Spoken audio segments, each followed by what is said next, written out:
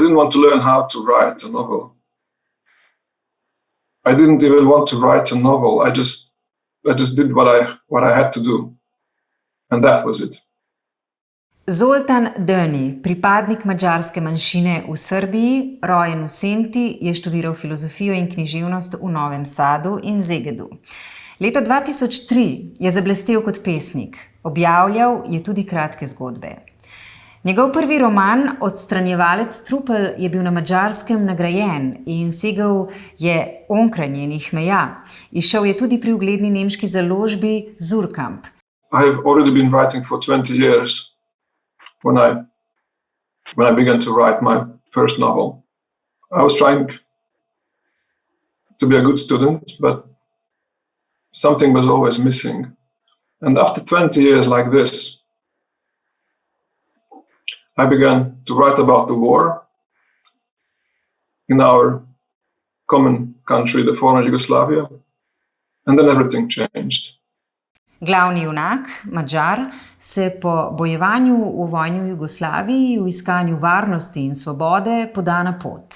Split, Budimpešta, Berlin. Ameriki naproti.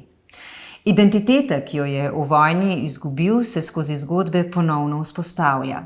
Še bolj kot zgodba sama, bralca nagovarjajo sovraštvo, jeza in bolečina, predvsem pa veščina, s katero pisatelj ves ta ogenj pretvori v stavke. I just wrote like my heart works, or as my organs play their biological music, so to say. And I think I found something very old. I found the rhythm. And then I realized that writing is about rhythm. Maybe it's about nothing more but rhythm. Knjiga paradoksalne lepote, ki se ukvarja z grdim znotraj nas. Tako Süddeutsche Zeitung. Odafelé könnyen talált fuvart. A benzinkuton mindig akadt, aki felvette, és visszafelé is meg tudta oldani a dolgot a Tesco parkolójában. De a füzeteket általában csak félig írta le, utána kidobta őket.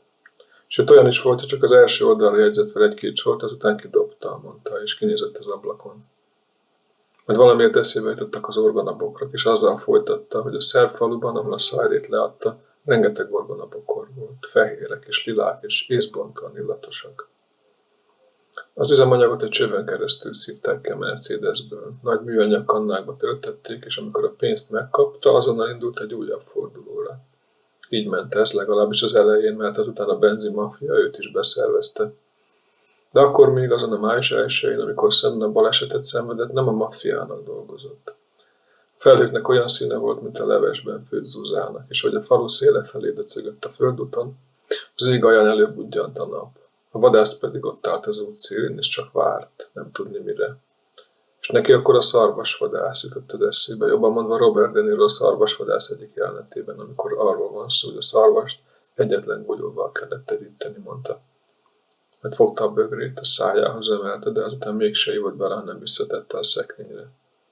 Ebből a lögyből már nem kér többet, mondta. Hozzanak inkább egy húsos burekot, vagy ha nincs burek, akkor legalább egy sonkás szendvicset a sarki péktől.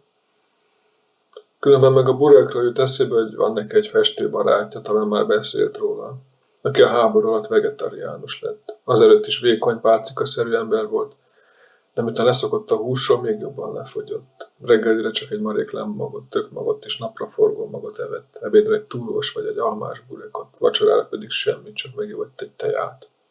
Úgyhogy szép lassan egyre vázlatszerűbbé vált.